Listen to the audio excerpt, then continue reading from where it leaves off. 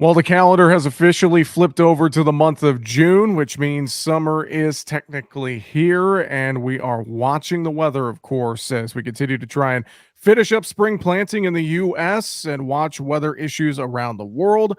Joining us now for a conversation for our weekly weather update, Eric Snodgrass with Nutrient Ag Solutions. Eric, good to talk with you again. Hope you had an awesome weekend. And, I looked over the weekend and then the weather map on Monday, for instance, and more areas of showers and thunderstorms to kind of start off the week. So at least it looks like for right now, the active weather we've been seeing is kind of continuing to start the week. Yeah, but there's a clue that it's going to change around for a bit, and that is the fact that on the all hazards weather map, we're seeing the excessive heat watches and warnings go up in the west. So that's something we've not been able to do. We've had too much troughing in the west, which has resulted in an active Midwest pattern, just as an example. And by the way, when I say active, I'm looking here at a map that's got parts of Nebraska, eastern Nebraska, across the northern tier of Iowa, getting into southern Minnesota and southern Wisconsin, that are having like the wettest stretch, the wettest last 6 weeks when you compare it to any time period we have of historical data going back about 132 years. That's also, not to ignore the fact that Tennessee and Kentucky have been exceptionally wet. Eastern Texas into Louisiana down in the Delta has been wet. But what's interesting about this whole pattern is kind of lurking in the background is one thing that we just can't ignore. While we continue to watch another couple of days of strong to severe storms and just an active pattern rolling through the Midwest, Florida's been scorched and it's been extremely dry. Southern Texas, getting out to the desert Southwest, much drier than average. And that just tells us that down there in Mexico, there is drought that is lingering. And we just have big questions as to how this all goes forward, because we do know that in the next 7 to 10 days, a lot of heat is pouring into the Western United States. And that's different. That's way different than we've had for the last 45. So if you get a little sense of excitement and speed in this, it's because I'm thinking a lot about how long does it last and does it have any sort of implications on our mid-June pattern? Well, and you mentioned Mexico, and I know there's been a lot of talk about that heat dome, kind of the drought, all the issues in Mexico. And you mentioned that heat working into the US. I've seen a few people starting to chirp a little bit on social media, calling for a lot of heat and dryness here for the Midwest as we get into June and beyond. So let's go a little deeper into this. What are you seeing? Is this a longer term shift or is it a short term shift in the weather?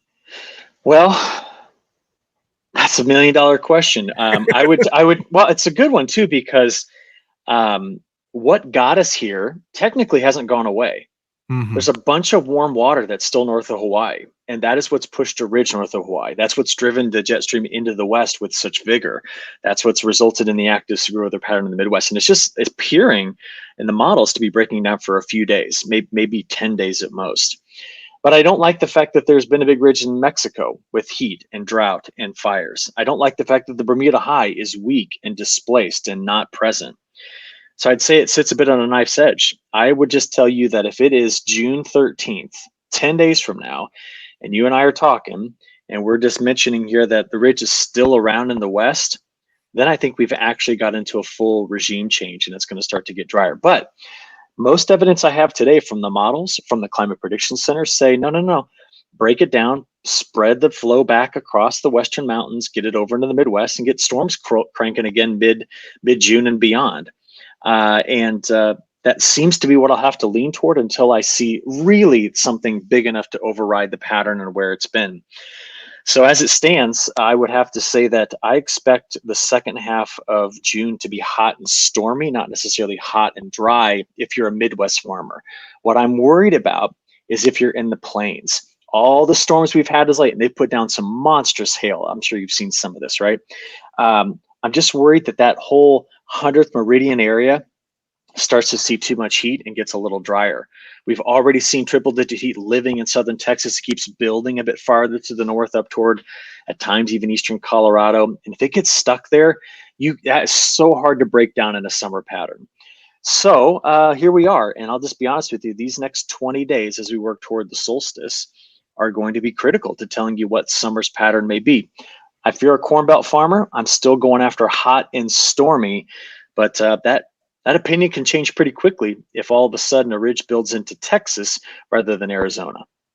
Well, hot and stormy, to your point earlier, talking about the amount of rainfall we've seen in some areas. I know that May, of course, we touched on this some last week too. Just the amount of severe weather. You mentioned the hail and more. I mean, looking at how active and how severe some of the weather was throughout the month of May, quite some quite impressive numbers out there, Eric. Yeah, I mean, we're looking at like 100, almost 140% of normal on tornadoes, 110% of average on hail, and at times we've crept up to almost 170% of average on wind reports.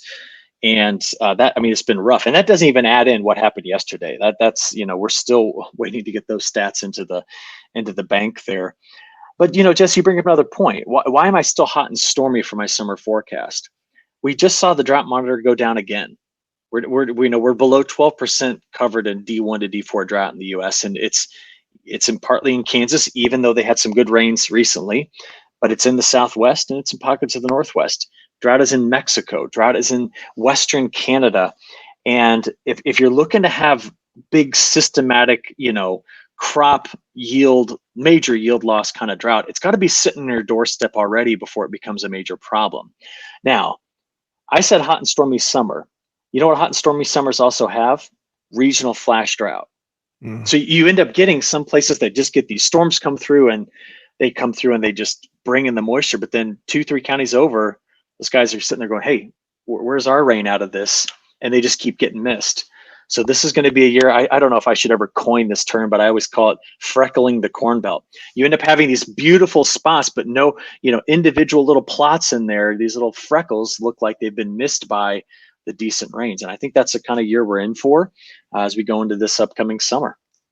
We're talking with Eric Snodgrass from Nutrient Ag Solutions. Let's look around the world as well. I know continued concerns in the Black Sea region, parts of Europe are too wet, while many of those areas in the Black Sea wheat belt too dry. Still, what's some of the latest you see it as we flip the calendar to June? Yeah, every model tries to throw storms into that region in Ukraine and into southern Russia and western Russia. And maybe the storms are manifesting themselves, but you follow that up with hot temperatures. It doesn't matter. You take more than half of that rain you just got and evaporate it. And remember, a bunch of it runs off, which means there's not a lot left for the crop. So as we think about that highly productive area for grains right there in that western Russia, getting into Ukraine area, I see the temperatures over the next week averaging 15 to 20 degrees Fahrenheit above normal. So you bring in that kind of heat, it might storm. The atmosphere will pop in that kind of heat, but what do you get out of it? I mean, I just want to remind you, it stormed in 2012 too, right? But when you follow it up with 106 degrees, you evaporate a lot of that and put some stress on it. I'll be honest, Western Russia is kind of a hot spot, no pun intended, but a hot spot for me to be watching for the next 6 to 8 weeks. Eric, real quick, any notes on South America or anywhere else around the world you're watching this week? Yeah, South America is probably it. We saw the extreme flooding that was in Rio Grande do Sul end about a week and a half ago, which was good. Most of the area has gone over warmer and drier. And that was following some pretty cold air that came into Argentina, pushing up toward like Bolivia through Paraguay.